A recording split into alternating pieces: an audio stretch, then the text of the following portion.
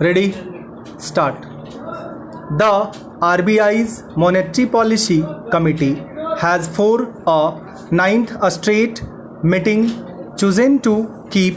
benchmark interest rates unchanged as it continues to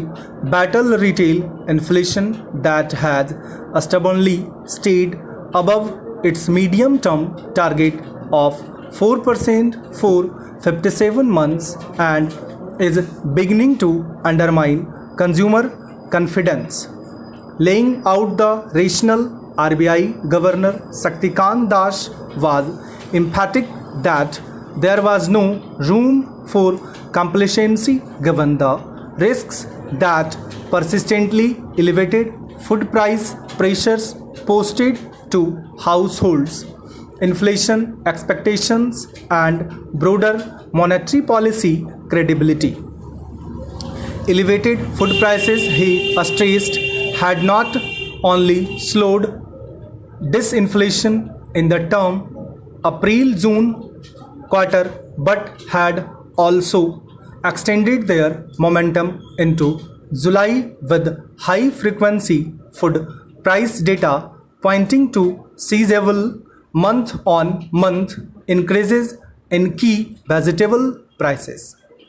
Citing Department of Consumer Affairs data, he said tomato prices had surged 62% sequentially, while onion had become almost 23% costlier than in June, and potato prices had increased 18%.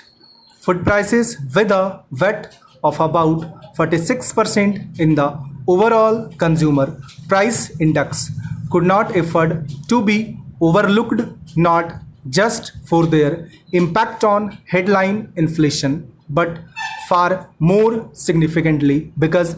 consumers related the most of the impact food prices had on monthly household budgets. He indicated without explicitly referencing it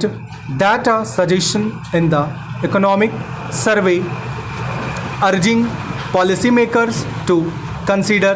delinking food prices from the inflation targeting framework made little sense in the circumstance. The MPC, which voted by a 4-2 majority to hold interest rates and keep the policy stance focused on the withdrawal of accommodation to ensure that inflation aligns to the target,